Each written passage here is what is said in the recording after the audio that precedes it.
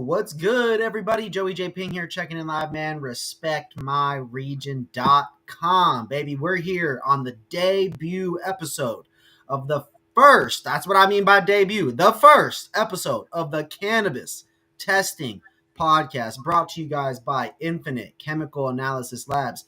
Today, folks, we have the CEO and co-founder, Josh Swider himself. You might have seen him do an episode with me back I want to say around August, maybe around September timeframe. We did an episode all about what was going on in California in terms of pesticides and the testing and the scandals and the news and all these different elements. And so we wanted to come together, folks, to create this series so we could bring transparency to cannabis testing. And so, Josh, thank you again, man. It's an honor. And of course, I appreciate you powering, sponsoring, and in all other fancy words, you're paying for these episodes to help bring this awareness to the people. And I applaud you. And I thank you for doing that. How are you doing today, sir? Pretty good, man. I appreciate everything you do too, and bringing this out there and taking the time. You know, you and I had a number of conversations over the last few years, and on my end of the fence, or on my end of the table, it was all saying, "Yo, bro, I don't know what to believe." We're ignorant of as consumers. We only know what we know. It's hard to expect regular customers with everyday lives, with families and partners and kids and school and weather and COVID and whatever. It's hard for us to go learn new things, and specifically when it comes to cannabis and testing, right? We're just not going to go do it. And so when I was chatting with you, it was all about, how can we create awareness to the right people? How can we spread the right information instead of, and fight against the misinformation? How can we how can we fight against this THC, the demand of THC, but also too, there's a supply of it from labs, right? There's a supply of it from labs. So I wanted to chat with you today about a variety of things. First and foremost, when we think about where the industry's at, Josh, we think about, this topic of THC, we think about all these legal markets, we think about medical, adult use, there's all these different variables. Let's just dive right into this myth of THC in 2025. Where do we stand as an industry? Where do you stand as a leading voice in testing when it comes to THC and what it really represents in today's cannabis products? I think that THC does mean something important when you're talking about an edible, when you're talking about a consume product that you ingest. Mm-hmm. When you get to an inhalable level, like most of THC is normally grading on like flower or vape pen or things like that. It's kind of where we failed this system. And you brought up a few points before where you really think of this and look at it. It's like this whole industry, we based it upon opening the legal market to provide safe cannabis and testing. That's the difference between back in the day and today. Is we created a roadwork, and the biggest framework was legal, safe cannabis is tested. And these THC numbers, if we just talk about that in general, what happened over the years is the inflation, because the quality of product. So for some reason, in the consumer's mind, it became higher THC number, lower price equals greater value. Very basic math, very skewed, very flawed, very problematic. So why I say that is because I guarantee you the THC numbers people are buying on their package aren't accurate. They aren't depicting of what's in that container. And then people are getting in their head like, I'm going to get more high or more stoner feel specific effect because that number is higher than this other brand. I think that's failed the cannabis industry. It failed cultivars. It failed the growers of this industry. It failed people that really care and put a lot into it. Because certain cannabis cultivars or strains, they're not going to give you high THC numbers. But I guarantee you're going to love it. And so what's happened with this whole market is you're starting to see strains go away, especially traditional ones or the ones back in the day that people loved. And it's not always nostalgia. It's just they don't produce this high THC value, even that can't be inflated even more. And it's ruining a market, and it's ruining a consumer base. I mean, the last time I went to a store, I hate comparing things to alcohol or anything like that, but people don't go and they're like, oh, this is 100 proof versus 110 proof. I'm going to buy this one. I mean, maybe you did it sometime in life when you were a kid or something, and you were doing some dumb shit, but you shouldn't be looking at quality. And no one's going to a liquor store and be like, oh, that's 85 proof and this is 80 proof. I'm going to buy this whiskey that has been We buy based on brand. We buy based on marketing, relatability. So Yeah. a lot of people supposedly buy based on flavor. I don't. I buy beer based on flavor, supposedly, Yeah. But right? if you're buying THC based on or flour, let's just stick with flour based on flavor. Why are you looking at the THC percentage? You shouldn't be. You You shouldn't. know, from an honest, just to play devil's advocate Yeah. perspective here, because it's like obviously I buy into what you're like. I buy into Yeah. what you're saying. I subscribe to this, right? Bud tenders in California. I just bought a half ounce. Oh, what are you looking for? Cool. I'm looking for a half ounce of flour. Cool. Indica sativa hybrid. Well, I don't subscribe to that, I don't right? either. So cool. Well, I'm looking for these kinds of strains. Do you have those? Cool. I've got this at this percent and this at that percent and this at this percent. That's the immediate conversation I had at off the charts near Long Beach in a city called Wilmington literally 2 or 3 days ago, right? Happens all the time. Happened at Pirate Town in Everywhere. San Pedro. This is the conversation, Josh. That's what we're being sold, right? Is strain supposedly, what is it? Not phenotype. What's the indica sativa hybrid? Chemotype. Chemotype. Thank you. And then THC are the three things that they can barely mention and they can barely squirt out. I think that's what the problem is. I mean, back in the day, you didn't find the flower you loved by looking at it in a jar. You smelt it, you found a strain you liked, you bought it from people. That's what needs to continue. People need to stop shopping the THC numbers, or even. I mean, the sad part is, and this is going to burst some bubbles or fuck with some people probably, but the strain names get changed post harvest half the time too Yeah. to what's popular. So this strain A becomes strain B without regrowing it, just because that's the popular name, and they can do that in most states. They don't have any regulation that stops them. Mm-hmm. So the sad part is when you start looking at this, it gets really convoluted. And I think that's what we got to go back to is getting away from this kind of stuff. And I kind of wish even like states like California, they went back to the bulk method or jar method where you could see it, smell it, you know what I mean? And then that's how you buy. I've been a proponent for the last years of saying remove THC from the inhalable packages. There's anyone out there that smokes flower, okay? I want to give you a little thing. Here we go. If you want to go ahead and you want to turn your 20% into 30%, hold your hidden on your 20% 1 second longer. Done. You've consumed more THC than you did with the 30% if you just held it in 1 second longer. Guaranteed. That's going to be ingestion. Because most of the time when you blow out your smoke, you're blowing up most of your THC. Your consumption is very little. The longer you hold it in, the longer it'll absorb into your lungs. That's why they say you really got to inhale it, right? You can't just fill up your mouth with smoke and do clouds and shit. You really got to inhale it and let it go.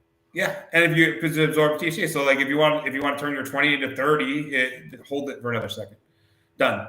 And then you normally would. That's where the thing is that this THC is kind of, I think, a fallacy, and it needs to get stopped. And that's what kind of happened. It became this topic where people, the sales and marketing of stores. It was uneducated bartenders. Not everyone is, and I'm not saying people are stupid or anything like that. No, but if you're sitting there, educated or not, if I go into a smoke shop, 7-Eleven right now, and that person has a college degree, they're educated. They could be the best retail salesperson in the world, but if that can says 5,000 milligrams of guarine or whatever it is, right, then that's what it is. Now, what we're saying is that what's listed on these packages is not always accurate from a strain name perspective and from a percentage standpoint, depending on the test result that it's listed for. Yeah. And so normally, I mean, honestly, if you want to look at it, and this is millions of data points, this is a conjecture, this is data points from across the country. Your average total THC is somewhere in the ballpark of 24%. 23 to 20. For really good weed. That's the average. That's what it is, meaning that there's going to be a bunch over to the right side going up to 32 or something, and a lot of it going off to the left side and down to the 16%. You'd be surprised how much flower is on the shelf that's testing at 16 to 18%, labeled at 25 or 30. To be real with you, I would only be surprised to see those numbers if I wasn't in Washington State, because Washington State's weed is all around those numbers for The 16, 18, 20s? 16 to 24. Because they don't do the inflation. Yeah. It's the same bud too. I mean, I can tell you this. I mean, I've known growers in California like, it's 40 in California, but I ship it out to another state and it's 20. we bought weed from a very, very well-known high-end indoor cannabis grower in downtown Los Angeles with numerous locations. They sell $2,300 pounds, $1,800 pounds still to this day in their distro model that they do. And that shit came out, and the 32 to 34% it was listed at came out at 17 for one strain and 21 for the other. I have a question. Did you smoke both those strains? I did. Did you like them? They were great. I put them in. I'm the one that put the weed in my bags. You know what I mean? This is my point. It's like, if it's just like this grading system is broken. Everyone's using a flawed, broken system because one, the testing labs have created the issue, and then two, the people believe that's the index they should do to grade cannabis, and it should not even be a part of the grading system at all. We mentioned at the beginning of the episode how you and I connected before, and it was in a big way, right, about me trying to be informed, right? Bill and Jeff from Beard Bros told me I should chat with you to get informed about what's going on, get a better understanding of things. You and I connect. You gave me up. I learn. I go. Shout out to everybody involved. Big shout out to everybody doing their job. Big shout out to people that didn't do their job. Big shout out to the entire ecosystem, because it's just a big clusterfuck, ultimately, right? There is responsibility to be had on all fronts, but it's such a clusterfuck, and it's because of the way the system is set up, right? And so we could talk all day about what we wish we could do, what we want to do, what we wish it could be, right? But Josh, when it comes down to it, you as a lab and your competitors or your associates or the people that are just in the industry, whoever it is, whether you know them, like them or not, whether they do a good job or not, we have to have a commitment to doing it the right way, to being consistent, right? Obviously, when it comes to this capitalism, this world that we live in, this America that we're in, is it really a balance or is it a commitment? Because I love to hear people make the excuse of, well, I'm trying to keep my business alive.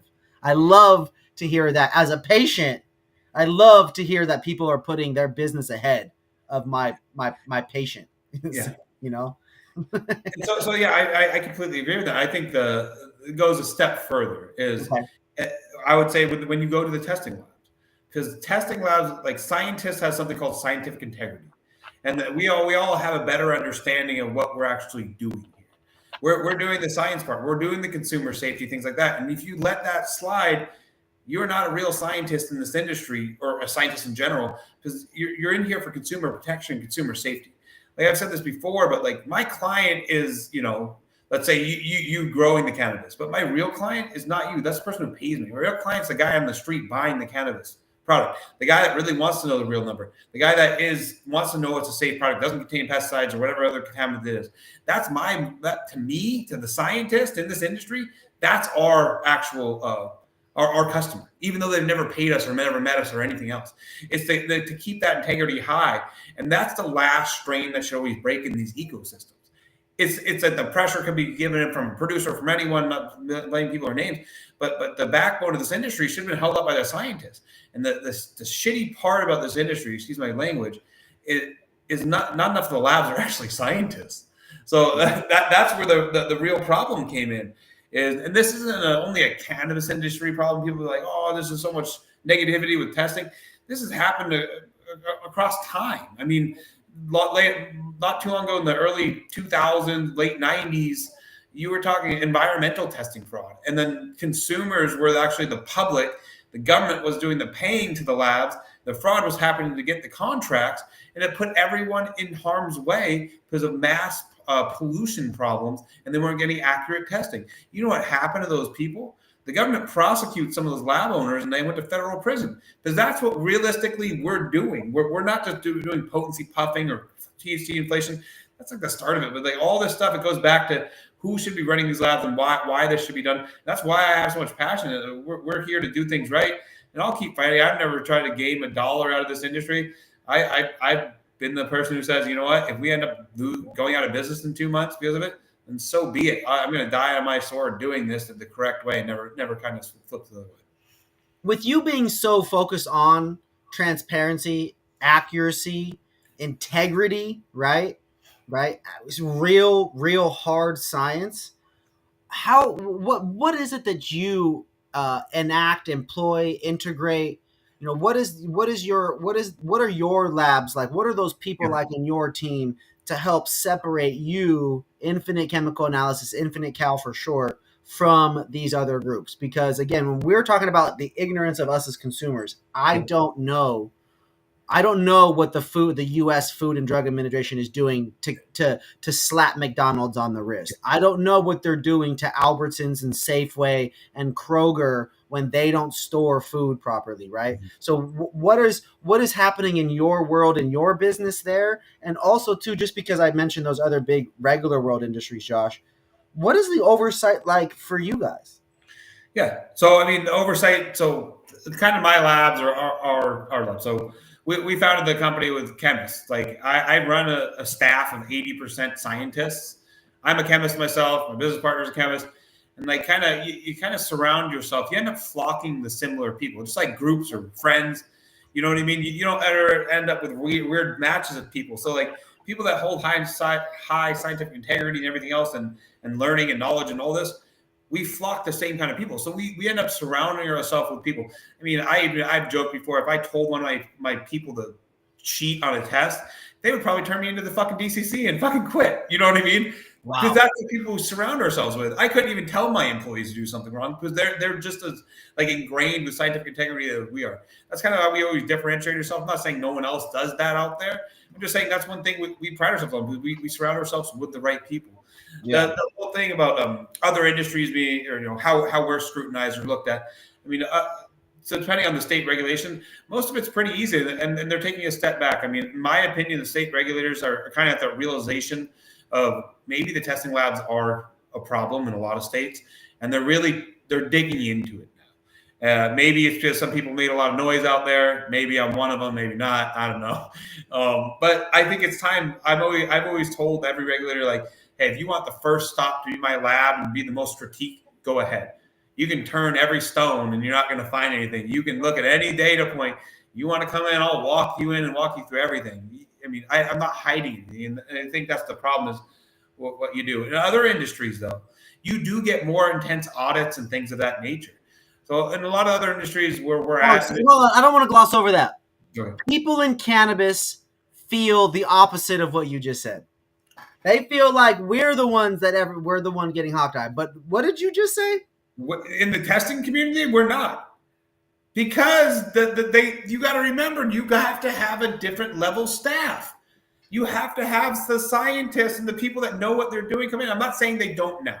I'm saying throughout the last decade of this damn industry in California, I mean, I don't blame the regulators either, too, because you got to think, I need an expert in analytical chemistry in the cannabis field. 10 years ago, who was that? Everyone that was that were people like me that own the labs and like we're doing this. So there's no one you can't have a student come grade the teacher, right? Yeah. So that's kind of what's happened. I'm not saying that's happening today, but it's grown, and that's why I keep pushing that they need to do more regulation in the testing lab. We're the ones that should be scrutinized and regulated more than anyone else, because we are the stop point of anything bad. So let's say a producer is using a pesticide, right? It shouldn't make it through their guardrail. The guardrail is me. Who should be scrutinized? Not necessarily the grow all the time. Sure, there should be audits, but us getting scrutinized that we're doing it correctly, so nothing making it past us. We're the goalkeepers of the industry to the consumer product. Are there like any pesticides or evil synthetic fertilizer things that you guys test for where the state flags it, like you flag it, then the state gets told about it, and then someone goes and checks on it? Like, is that a thing? That just seems like a no-brainer to me. You know what I mean? I've flagged more stuff than anyone in the industry, and nothing fucking happens. It's like, bro, you can't even fly to another state with 10 grand in cash in your wallet without them coming to you and checking to see if you're a drug trafficker, right? So how does that not trickle down to oversight, systematic, just customer protection?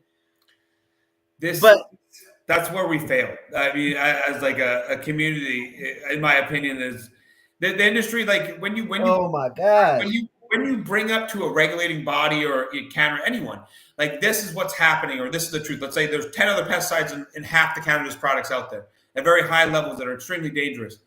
They'd be like, well, we don't regulate that. Are you shitting me? That's it? That's It's all just you not on got? the list. We're just not on the list. And then we'll We're not consider on it the over list the yet. next session. Yeah, we appreciate what you're saying. Well, shouldn't you protect the consumer safety for everyone out there? Yeah, but it's not in regulation. It's not in law yet. So we can't do that. And it's like, Jesus Christ, like it scares the shit out of me when dealing with this stuff. I mean, Wow. for the last decade, it's made me more scared the longer I'm in it. But you're starting to see changes on it. You're starting to see people listen. I mean, have we flagged stuff in the past? Sure. I mean, I found over 70 pesticides in addition to the 66 scanned for in California on cannabis. So I passed the list to the number. So there's, And there's been more created. now I have 170 extra. There's been more created since you made that list, I'm sure, right? Because that's the nature of how that works. There's thousands of pesticides out there. We'll do another list panel. We did 380 this last year. We'll do 625. I'll get it up to like 1,200 or 1,500 the next year. Just a screen. You do it as a screening protocol to see what's out there. That's just one project. I mean, you talk about synthetic, everything else. We have so many different projects going on with this, and like we end up burning out a little bit because we're self-funded and we're only so much. And I honestly, we do this out of passion. People always talk about like profit margins. My profit margin goes straight into research and development to see this industry make it through. I don't want this industry being a cigarette. I don't want to be this medical cannabis was actually the cigarettes of the early 2000s. And then in the 2040s, hey, cannabis causes cancer. I don't think cannabis causes cancer. I think the shit on cannabis causes cancer. And that's what we're going to end up seeing. And if we don't have people out there doing the right thing and trying to make people's lives harder, that's what people say. Like I'm trying to make everyone's harder and too regulated. We're all going to end up in the same place, and this cannabis is going to go away. A Schedule I narcotic. I mean, all it takes is some really serious stuff to happen, and it's going to scare the wrong people, and the shit's going to change in a big way. Yeah, and I believe this is what we need. We need, if we want to call safe cannabis and tested cannabis, we need to make sure we're still pushing forward on what that means. We can't sit in a regulation that was created 8-10 years ago and be like, okay, we're going to scan for these 6 pesticides and 1 metal and it's safe. That's not the real way to do this. We got to make sure we're doing a little bit more research and a little bit more into it. There's a lot of stuff coming up, and it's a lot of funding and a lot of money and a lot of time. But I think pushing forward on this kind of stuff and working with the right producers out there that really want to do this correctly and working with the right labs that want to do this. There's people out there. I mean, not all labs are bad. Not all labs are created equal. Not all labs are intentionally doing things. But, I mean, not all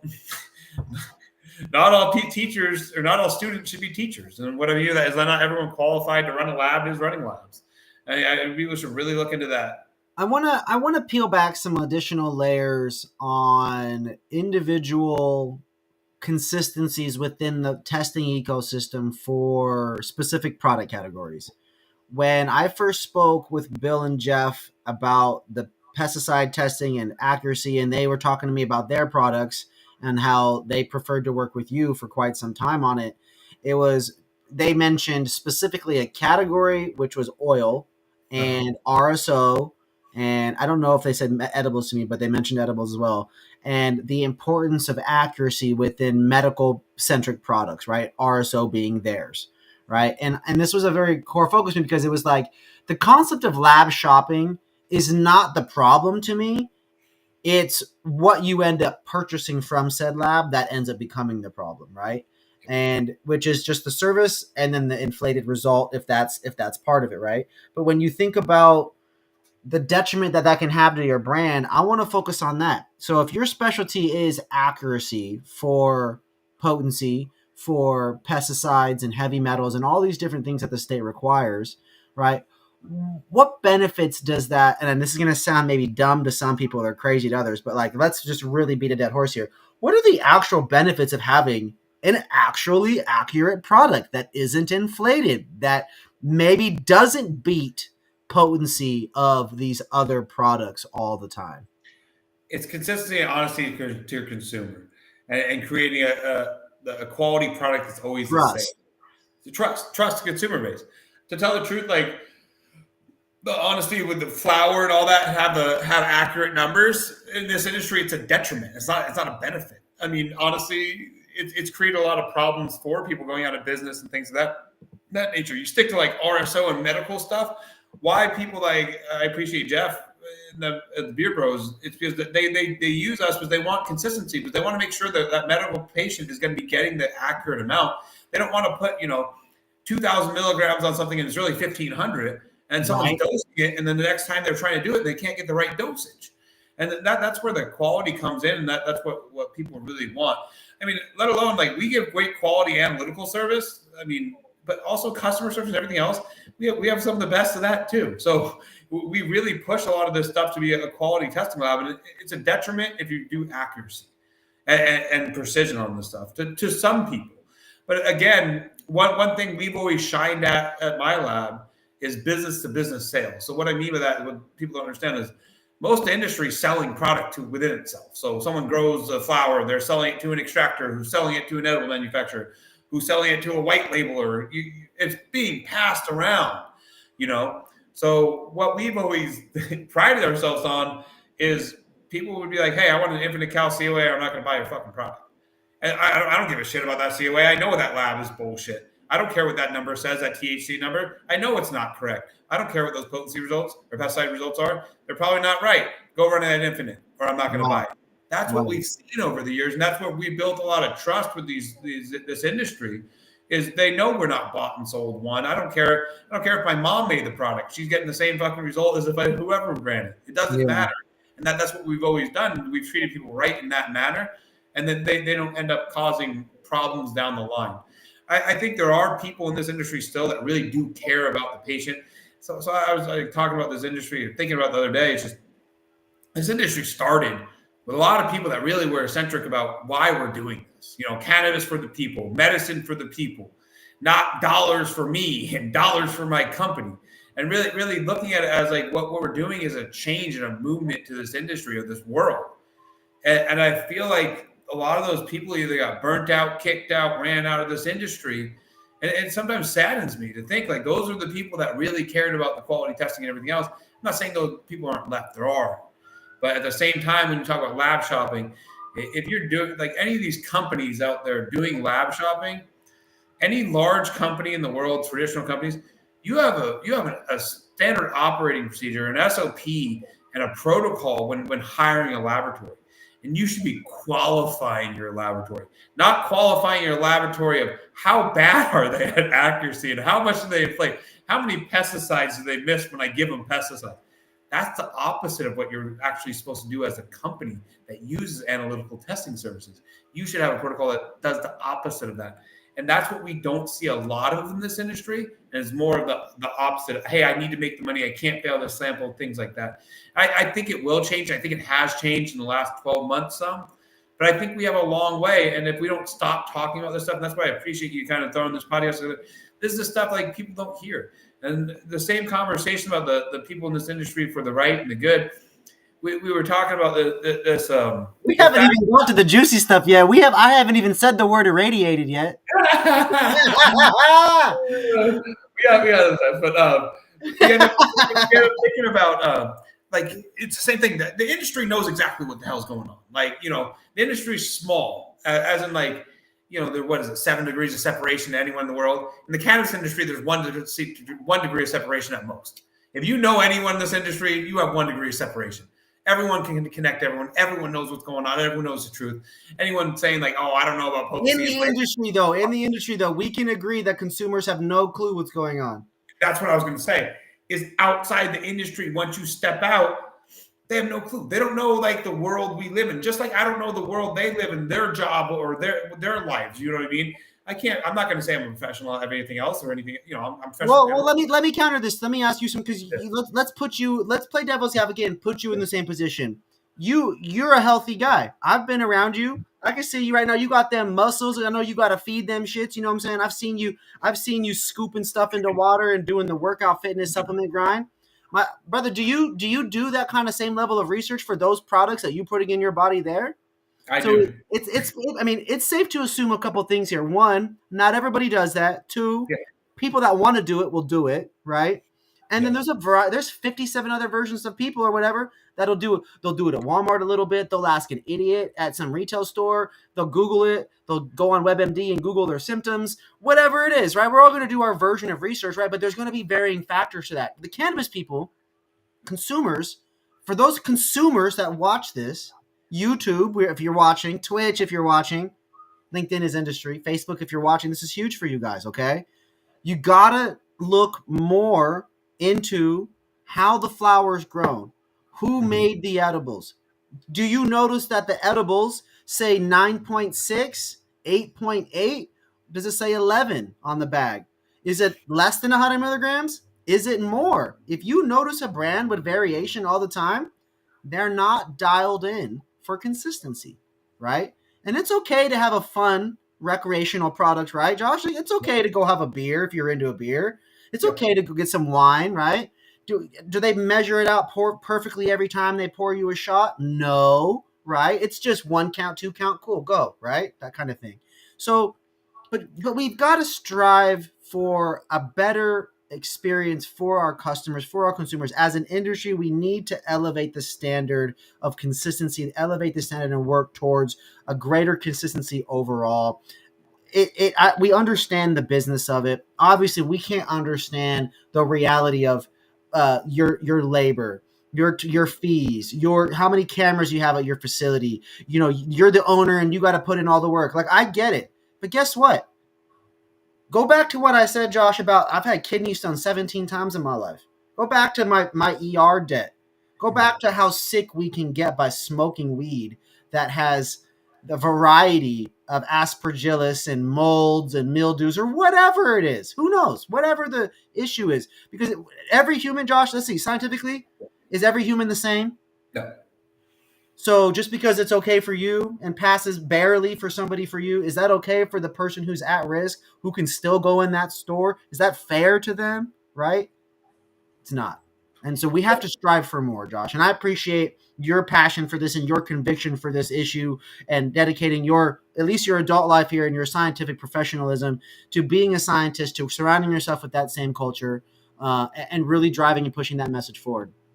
Now, I want to talk a little bit about cannabis testing and where it's kind of going this year, what you're kind of seeing across the country, because you guys operate labs in a couple of different states. Yeah. And so you see trends and data and you see a variety of issues. I'm sure you start to see things pop kind of in patterns, so to speak, just again, depending on the test result. And so let's go to Michigan first. We just had our interview with a group called Freedom Green up there. You know, athlete-driven brand. It's for veterans. They've got their own lab. You know, they're really prideful of the quality of product that they deliver. We didn't have a conversation that mentioned THC at all, right? But that doesn't mean that any one group isn't going to be mindful of that while they're working with the lab that they've been working with or launching new products and trying stuff, et cetera, et cetera. So let's speak to the Michigan market first. When it comes to Michigan and their own laws and their own rules and their own quality of product that you've experienced and seen over time, let's talk to those people that feel the need to go the dishonest way for a second. Let's try to understand the why. Is that because of the race to the bottom? Is it because of the canopy being so vast from the state? There's just so much weed available. Is it because why is there a need for conversion oil? Let's break down the need for some of these dishonesty here, Josh. Help us understand what these situations are and why they do them. So I mean, honestly, it's all bottom line dollars and how you can do something cheaper. And then this is like kind of what I was just talking about with this industry was built on people who really cared, and then they kind of went away. Those people didn't necessarily they cared more about the health of the consumer and the patient in the long run than necessarily the bottom dollar. So why you start to get these things, especially in Michigan too, with the conversion, synthetic oil, and all that? It's because someone can squeeze more dollars out of something, right? And that's what they're looking for. And that I guarantee you, those people don't give a shit about you. They don't give a shit about the families you have. They don't give a shit if you live or die for your children in the next 4 years. They're just happy they made that $1.50 off you when you purchased their product, and that's all they care about. And there's a lot of that out there, and that's the scary part. It's the same thing. You kind of brought something up with even THC numbers and anything like the trends in the states. You can watch trends in the states, and to me, even if I talk about non-cannabis projects, if I was paying a premium for something, right? And then a year later, the same product started to dissipate. So what do I mean by that? Like some of the flour, like I'm going to bring this back because you kind of brought it up, but I didn't have a chance to talk. Like the flour percentage was 38% in their same strain you bought from brand A. In the next 6 months, it's dropped. Now it's 32. 3 months later, 27, 25. I was paying $60 an eighth for that because it had a higher number, but it's the same shit. How would you feel as a consumer if you were ripped off a time and time again and you found out after a certain amount of time, hey, wait, that company was just lying to me the whole time? And this is what I always thought, the consumer face, like you see these trends, you should be able to notice this, even on an educated consumer, like why did that strain drop half the percentage on flour? You should feel jaded and insulted that that company lied to you. And I would leave that company and not work with them again, as in give them my business because they've ripped me off a time or two. Yeah. I mean, sorry, you kind of. No, that's an interesting question. So let me ask you this: if you were to if you're really a customer and you really feel that way, if I were to really employ that mindset in real life, do I? I mean, in California, they don't put a plus or minus 15% variance. They don't educate us that it's a 15% variance or 10 or whatever it is. Yeah. Right? They don't. So it's like, what's the number that I'm okay with fluctuating for a $60 eighth? Is it 2% before I'm tripping? Is it 4? But the thing is, when you say 10%, it's 10 relative percent. So if it was 30%, it goes down to 27. It is dropping a lot more than that. You've seen in California's market, the average flour, I think, made it up to like 34% on shelf. It's back down to like 26 or something, or 27. Yeah. So like those are fluctuations to where you see an issue. And so, and some brands were lied to, or they had to do what they had to do. But at the same time, that's not a consumer facing thing. Like you should have done the right thing about that. And that's a lot of it is they couldn't sell product. But I kind of want to see that over time. Like at the same time, like even if you don't want to research it, you find a brand you trust and you stick with them. If you hear bad things about the brand or something comes out that they were doing extremely bad things, leave that brand. Go to the one that isn't doing these things. But then you go back to Michigan. Sorry, going back to kind of flying around. Michigan, is flooded with all that kind of stuff, and it's a struggle in that industry because it's oversaturated in so many different ways. And I mean, if you're a cannabis consumer, you love it. Because of the price. I mean, I was just out there. Guess how much a bag of 200 milligram 10 gummies that are 200 milligrams? $10, 12. What? 8. $2.22. Wow. Guess how much a vape pen is, Joey? Out the door. 5. $4.80. Well, that's how much it costs to make these shit. Out the door. Not with your taxes and everything. I was just there last night. I did a trip. I just got back and I was out there and I was walking stores and I was like, holy shit. And I was asking, like, ring that up for me. How much is it out the door? And I'm like, this doesn't even make sense anymore. Damn, that's crazy. And a lot of it has to do with it. There has to be something going on. You're not making $1 on this kind of stuff. There's no way. I mean, who was it? It was $1.79 for 100 milligram gummies. I was like, Jesus Christ, I can't go buy Hasbro gummy bears at the fucking 7-Eleven for less than $4, but I can buy these cannabis gummies for $1.79 these days. Oh, it's crazy because the manufacturing costs, they're losing money on those items. Or something else is afoot. There's something else going on. I don't know. But the thing is, like, it needs to change. I mean, it's a bulk sales state. I mean, the crazy part about Michigan, too, it's all based on transactions, not based on consumer. So, like, if I wanted to buy 500 bag of gummies in Michigan, guess what I can do? Give them my ID 10 different times or 50 different times, and they can ring me up, and I don't leave the fucking store, and they can give me a box of gummies. It's per transaction. Wow. No one's monitoring that shit in the state. Why is Michigan selling the most volume across America? Because the border states and the price. I mean, last time, 2 times ago when I was out there, I was at a border store. I'm not even naming names or anything. I saw a truck of a consumer back up and they loaded a fucking pallet of vape pens in the back. A pallet of vape pens. Not like this is a pallet of boxes of vape. This is the fucking customer. This guy was in the store buying it. Cash and carry, baby, cash and carry. Yeah, he made more money than back, on the street when you were selling. When you sold cannabis back then, if you flipped double on it, you were doing good. These people are buying vape pens for $3 and flipping them for 40. They're doing 10x's. You know what I mean? The game is stronger than it was back in the day. Oh my gosh, Josh, that is crazy. Okay, so obviously there's a number of reasons why someone would want to do this. They all comes down to the bottom line. You just said it yourself. It's a frustrating position to be in. Trappers will always be around. If that's the way the system is there, it's always going to be a situation for it to be legally resold. Or illegally resold, because that's just how the supply and demand is going to work when prices are that low. Real quick, with the Michigan too, we talk about that last thing with vape pens. Like, I think over the last 12 months, about 30% of the vape pens on the shelf are conversion. They're not even marijuana. There's other problems with it. A lot of the cannabis industry hates pharma. Not the biggest fan of pharma. 30%? Huh? 30%. 30% of all vapes were conversion oil? That means that these big whales are buying from big ass brands and it's just a bunch of hemp? It's not hemp, so it's okay. There's a big thing between hemp, synthetic cannabis, and cannabinoids. Even though it's THC, it's still synthetic. So there's a process of it. Extraction process is extraction. When you start to do things like make designer drugs or you mimic a drug, this is now human consumption chemicals, right? There's a process and protocols. This is why we have something called the FDA. A long time ago, when Farmer was doing this in the 1900s and making pills for people to randomly take, it didn't go really well because there was no process and no studies. Well, welcome to the cannabis industry today. We make THC from whatever the fuck we want, as long as it's THC, even if it's not the same chemical structure.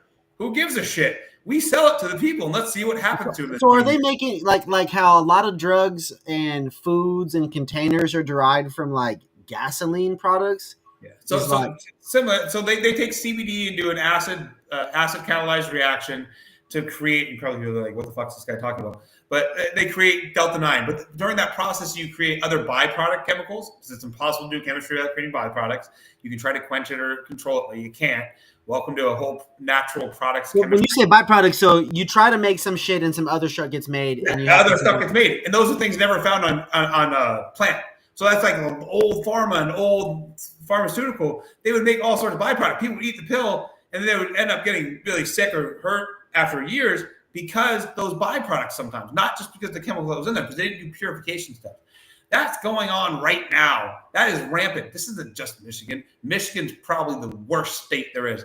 Washington had conversion oil, a big issue a couple of years ago. Yeah, it's kind of it ebbs and flows. I mean, with the state, and the bigger the need, the bigger the thing is. The conversion oil people are buying like $400 a liter. So you go to those states like New York right now, that's $25K a liter. You want to see people with opportunity, buy one for $4, for $25. That's what they're doing, and no one's caring at the end consumer. Please just do the studies. Please, does someone go do a health study on the byproducts? And another thing is, we don't even look at processing chemicals. The expensive part of any synthetic production of a chemical is not the production.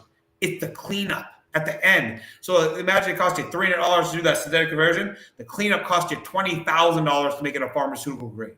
That's the scale. I've walked into labs that do this, like pharmaceutical grade THC production.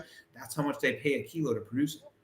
Wow. Because the cleanup is the killer part. But then this is what the problem in the states like Michigan and other ones, like they're just rampantly. Colorado has big lawsuits right now down there because all that. They're trying to take action on it.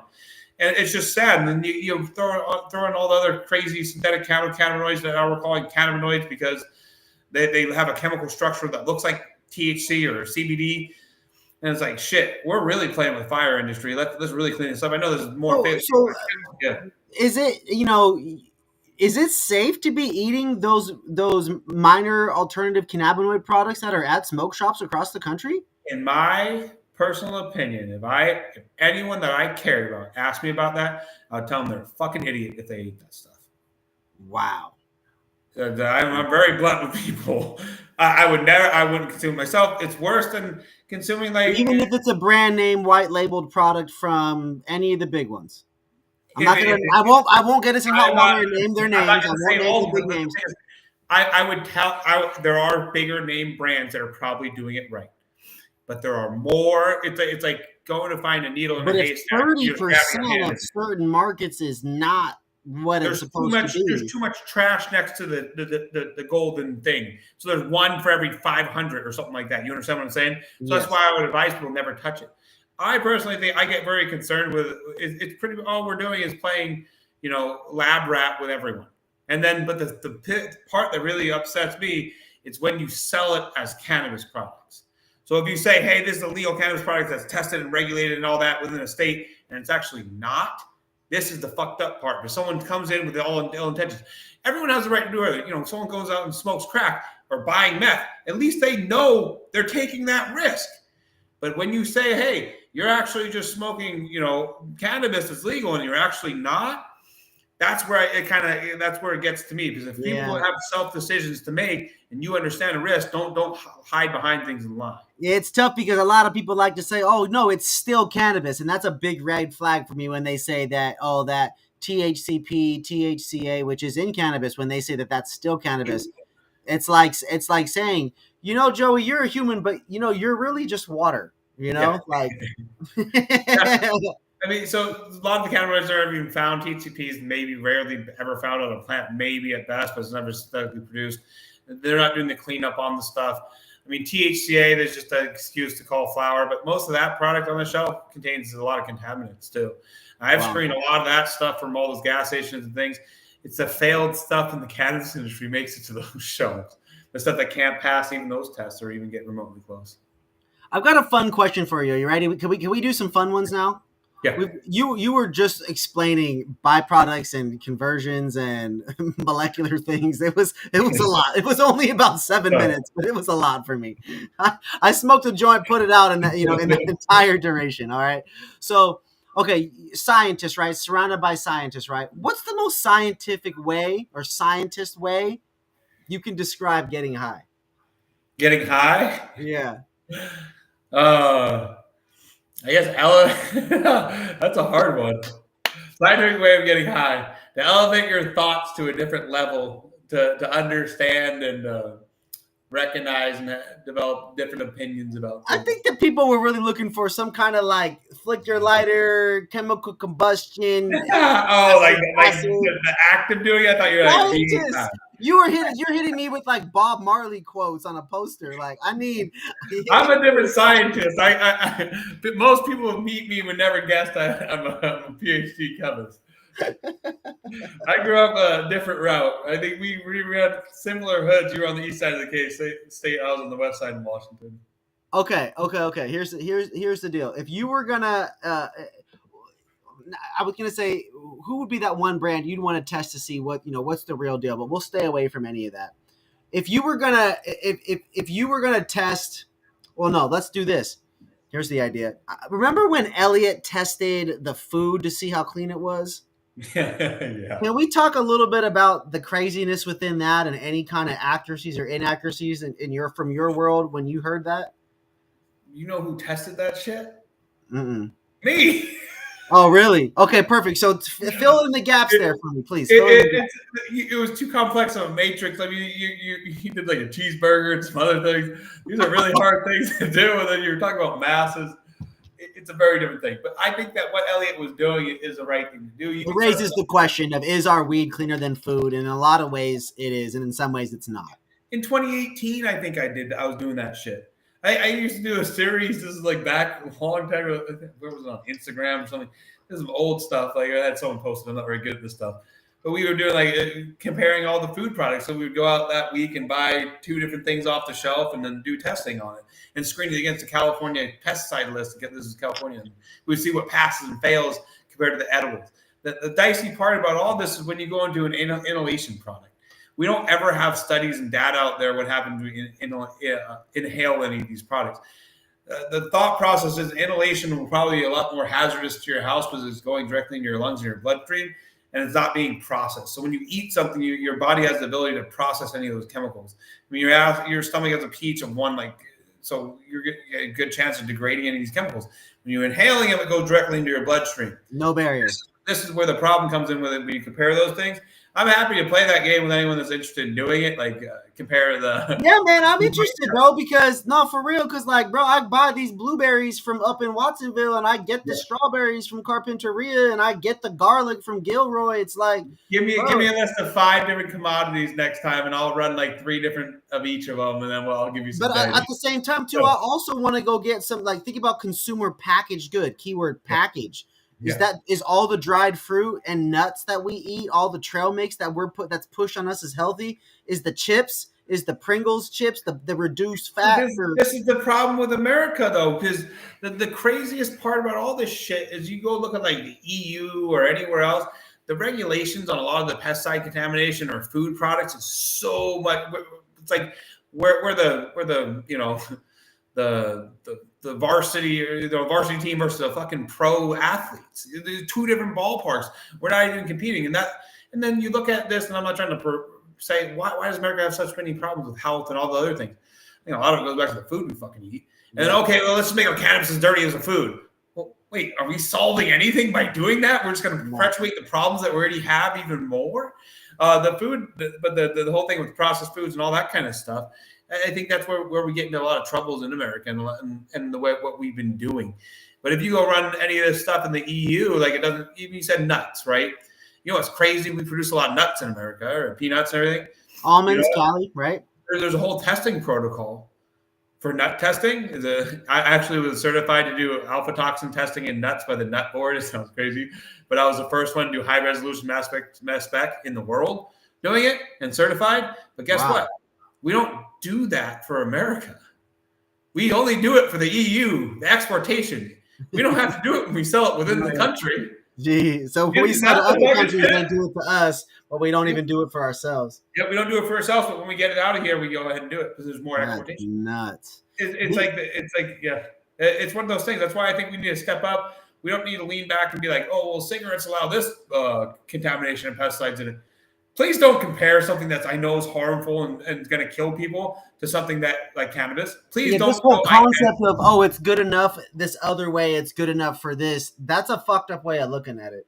It is, and then don't muddy cannabis. Don't fucking kill cannabis just to make it good enough.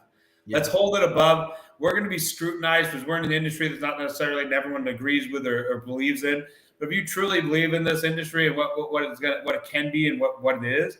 Then hold yourself to a higher bar. Hold yourself up, and then raise the ships around you by raising the tide.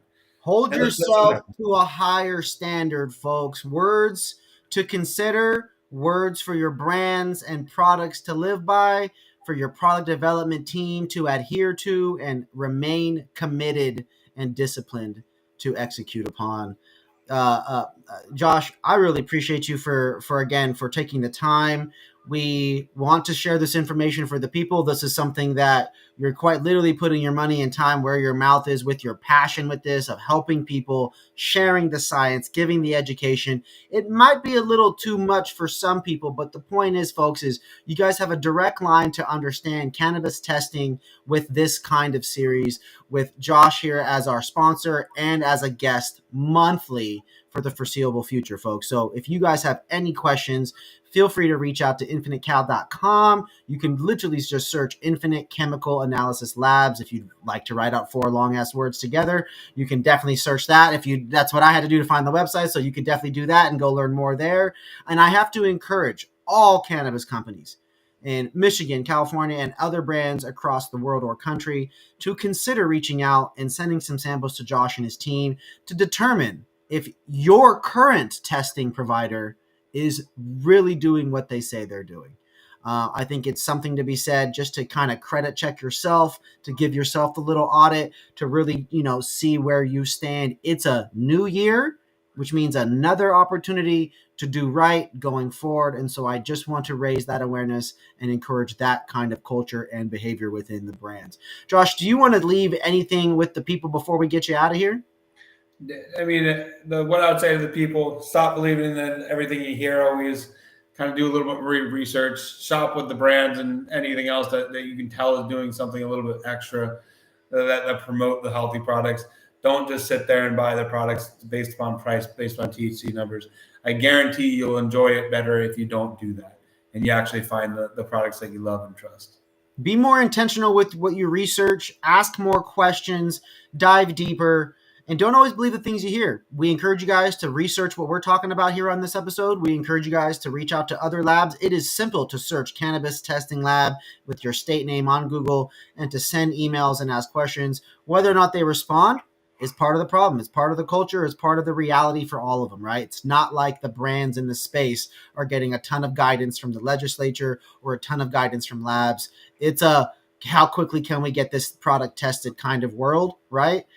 And as a cannabis brand, I'm trying to launch this product. I got packaging coming. I got reorders coming. How quickly can we get it out there? What's the result? Put it on the sticker, ready, go, right? That's the tempo of the whole ecosystem. And it doesn't necessarily lead to spending time on education and getting clarity on a variety of things. So if you do need that help, please feel free to reach out. InfiniteCAL.com is a great place to do it. Josh, thank you again for the episode. Folks, episode 1 of the Cannabis Testing Podcast. Josh Swider here, CEO, co-founder of Infinite Chemical Analysis Labs. Make sure you guys reach out. I love you guys. We'll see you on the next episode.